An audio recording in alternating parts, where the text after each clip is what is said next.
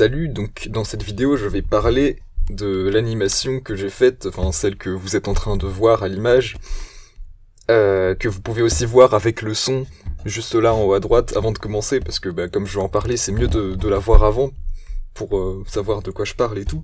Donc je vais vous détailler un peu comment je l'ai faite et tout ça. Premièrement, pourquoi j'ai fait cette animation? Alors, en fait, c'était pour un concours, pour entrer dans une école d'anime, et donc en fait on avait un sujet, et ce sujet c'était...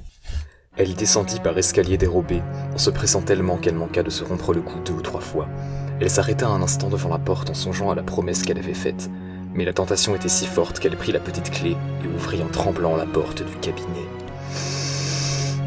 Donc ça c'était un sujet qui était plus ou moins fait pour faire une illustration, mais moi je me suis dit bon non, je vais faire une anime, c'est plus cool l'anime.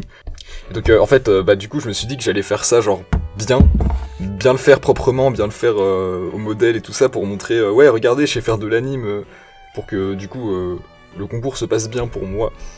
Et c'est pour ça que je me suis pas mal appliqué dessus.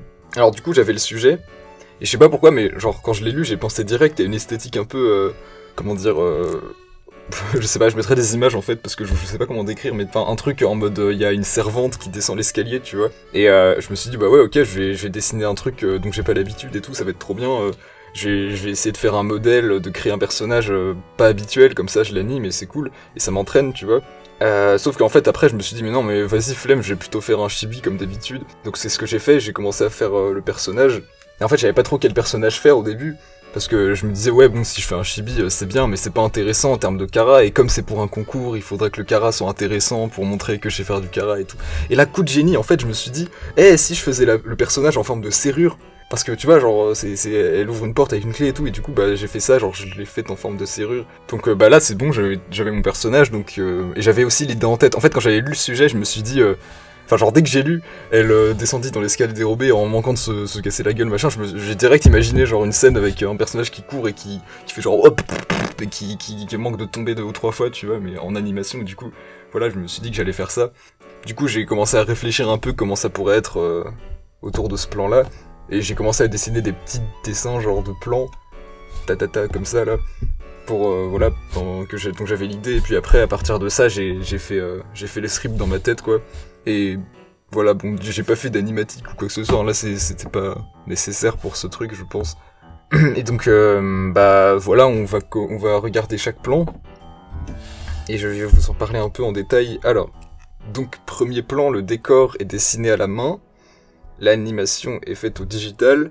Donc là, en fait, je me suis plutôt appliqué genre sur le cadrage et sur le décor, pour, parce que... J'avais envie de faire un décor un peu, très présent quoi, genre, parce que d'habitude je fais toujours des trucs quasiment que en 2D et tout. Là je voulais faire, bon vas-y, je vais essayer de faire un vrai décor avec de la profondeur et tout. Donc c'est ce que j'ai fait un escalier en colimaçon. Et aussi je voulais m'entraîner, genre tu sais, à faire un personnage qui varie, dont l'échelle change en fait dans le décor. Parce que j'ai pas l'habitude de faire ça et c'est important. Le premier truc que j'ai fait pour ça, c'est genre j'ai dessiné le décor en petit.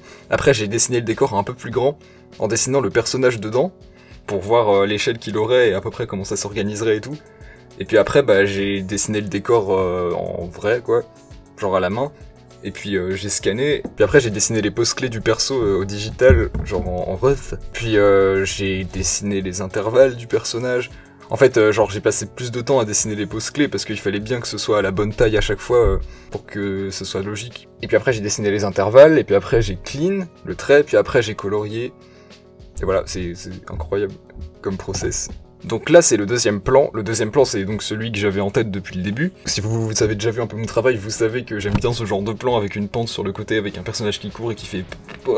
Donc en fait, ce plan-là, je l'ai animé en tradi. Je l'ai animé à la main. Donc j'ai dessiné toutes les poses à la main. Et puis après, je les ai scannés. Enfin, j'ai dessiné tout genre au feutre. Et après, j'ai tout scanné et j'ai colorié sur ordi. Enfin, non, j'ai pas dessiné tout au feutre, j'ai dessiné juste le personnage au feutre. L'escalier, je l'ai fait au digital après.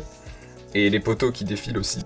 D'ailleurs, dans ce plan-là, en fait, ce que j'ai fait, c'est que j'ai animé le personnage en 12 images par seconde, et les poteaux, ils sont en 24, ce qui fait que, genre, on a l'impression que ça va hyper vite, alors qu'en vrai, non. Enfin, si, mais non, pas trop, quoi. Enfin, c'est un effet qui est beaucoup utilisé, que j'aime beaucoup. Enfin, genre, le fait de mettre ton anime principal en 12 voire 8 FPS et de mettre le fond qui défile hyper vite, du coup, on a l'impression que vraiment c'est ultra rapide, alors que ton animation toute seule sans fond, elle serait lente. J'avais pas de papier d'animation aussi quand j'ai fait ce plan-là, du coup, j'avais juste en fait du papier, et j'ai pris un morceau de Lego, genre, pour les caler bien. Enfin, vous pouvez voir là. Mais c'était pas si compliqué, hein. Enfin, vu que les dessins étaient petits et qu'en plus ça bougeait beaucoup. En fait, c'est la première animation que j'ai fait vraiment en tradi comme ça. Du coup, j'avais pas l'habitude et je me suis dit, bah, je vais essayer de faire un truc que j'ai l'habitude de faire. Donc, ce plan où genre ça défile de côté avec une pente, quoi, vu que j'ai déjà fait plein de fois. Je vais le faire en tradi, comme ça, bah, je serai pas trop paumé, genre, j'essaierai pas deux trucs en même temps, quoi. En plus, comme le plan, il défile beaucoup, il bouge beaucoup, c'est pas grave s'il y a des petites imperfections, vu que tu vois. Donc voilà. Je crois qu'on peut passer au troisième plan maintenant. Troisième plan, donc c'est le plan où elle atterrit comme ça et elle se relève. Donc alors, en fait là au début, je savais pas trop comment m'y prendre, du coup j'ai juste fait genre... en fait, de base je voulais faire en gros qu'elle roule dans l'escalier et qu'elle s'écrase par terre. Mais sauf que je voulais aussi qu'elle soit debout à la fin du plan, du coup c'était compliqué, en fait je savais pas trop comment faire. Donc j'avais commencé en faisant un truc tout pourri, je me souviens, genre... Elle tournait, elle faisait... je sais pas si je l'ai encore sur le projet, mais... C'était tout pourri. Et là, il y a Brice Douzy qui m'a dit « Oh, tu devrais faire que vraiment elle se penche de ouf en avant !»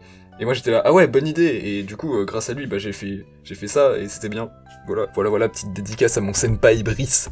Donc là, techniquement, ce que j'ai fait, c'est juste que, en gros, j'ai divisé l'animation en 4 pauses. Enfin, 5, genre si on compte celle du tout début.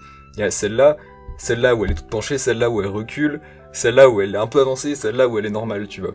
Et en gros, tout bêtement, si on regarde l'anime, c'est vraiment genre, elle est là au début, elle est là, elle recule, elle revient, et elle se remet de normal, tu vois. C'est hyper simple comme type d'anime, parce que, en gros, il suffit juste de bien faire tes pauses clés, et puis après, tu fais genre le mouvement entre chaque pause qui accélère progressivement et qui ralentit après, tu vois. Genre, wow! Tu vois ce que je veux dire? Donc en ça, c'est pas si dur à faire, c'est juste long, parce que du coup, faut faire plein d'intervalles pour que ce soit bien ralenti. Ah oui, sinon, pour les mains qui font genre... ça, je m'étais inspiré de... Enfin, ils font ça dans plein d'animés, en fait. Je trouve ça trop bien comme truc. Astuce pour faire ça, c'est juste qu'en gros, il faut que vos images soient très différentes. Pour pas qu'en gros, on ait l'impression que c'est juste des bouts de main qui se déplacent sans que ce soit aléatoire comme mouvement. Je sais pas comment dire, mais ce qu'il faut, c'est... Enfin, ce que je fais en tout cas, c'est que je mets vraiment les ronds à des endroits les plus éloignés possibles des autres ronds de l'image précédente et de l'image suivante, comme ça, ça fait un peu chaotique et on sait pas trop... y a pas de main à suivre en fait. Enfin, pas d'éléments à suivre, parce que c'est pas forcément toujours des mains, ce genre de truc. Ah oui, je peux parler de la compo du plan, mais en gros, là, il y a le trou de la serrure, on regarde à travers, et en plus, le personnage, à la fin du plan, il est totalement en forme de serrure, et ça, c'est complètement fou. Non, en vrai, je sais même pas comment j'ai eu cette idée. Peut-être genre, la veille, j'avais vu un gars dire, faut que ton personnage, enfin, quand tu crées un personnage, faut qu'il soit logique avec la forme des objets, machin... Bon, bref. Bon, du coup, plan 4... Ah oui, finalement, donc, plan 3, c'est... décor dessiné à la main et animation au digital. Plan 4, c'est décor dessiné au digital et animation au digital aussi. Parce que, en fait, comme le décor, il était... De base, en fait, ça devait vraiment être juste la porte sans rien autour. Du coup, flemme de le faire en tradi, tu vois, mais finalement, après, j'ai quand même fait un peu de décor autour, donc... Voilà. Donc là, tac, tac, tac, elle s'approche. Hop, elle se retourne. Hop, elle prend la clé. Là, pareil qu'avant, genre, j'ai vraiment fait juste la pose où elle marche. Enfin, où elle est arrêtée devant la porte, la pose où elle est reculée comme ça, on regarde en arrière, et la pose où elle est penchée en avant pour ouvrir la porte. Donc ça fait vraiment 3 poses, et puis là, voilà, enfin... Ça défile entre les deux comme ça. Aussi, j'ai essayé de faire en sorte que genre t'aies une moitié de l'image qui soit consacrée à la porte, et l'autre qui soit consacrée au personnage, pour que ça fasse genre vraiment composition de ouf et tout. Tu vois, au début, le personnage, c'est comme s'il était bloqué, genre il y avait une barrière entre elle et la porte, tu vois, donc elle regarde en arrière, et là, genre elle avance et elle casse la barrière, tu vois, en allant dans la zone avec la porte.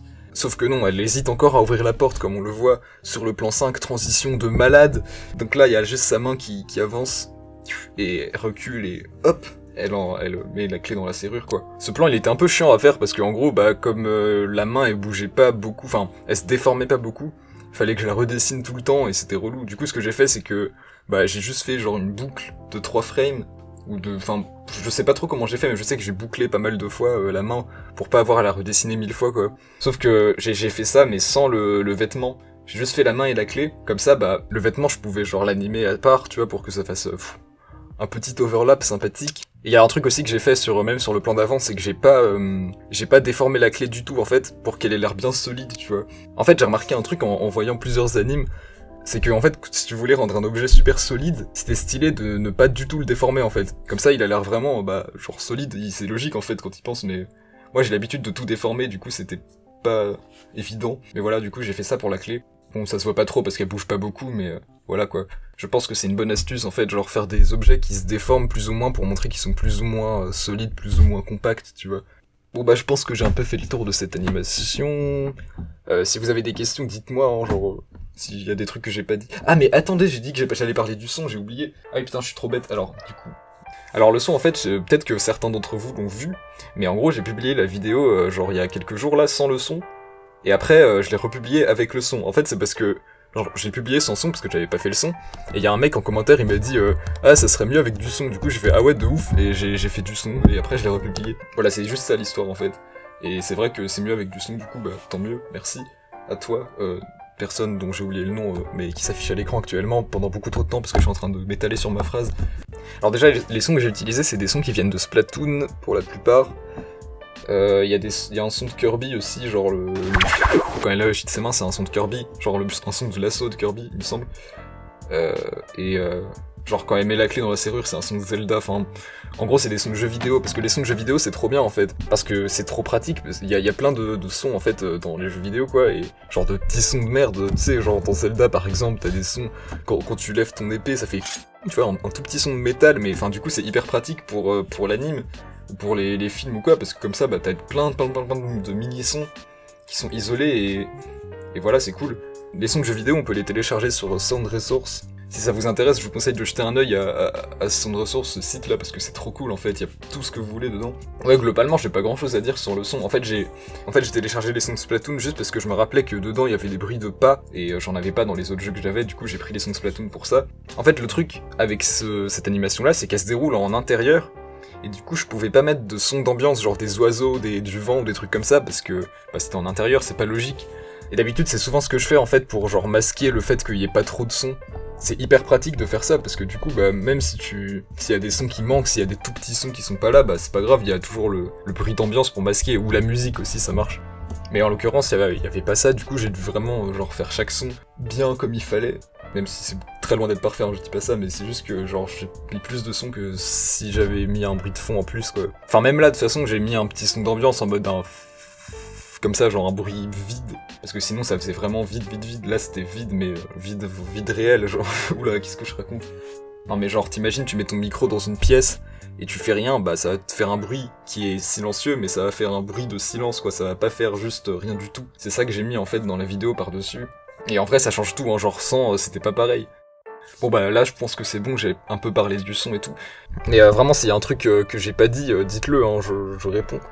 Bon bah voilà, bah passez une agréable après-midi et dormez bien.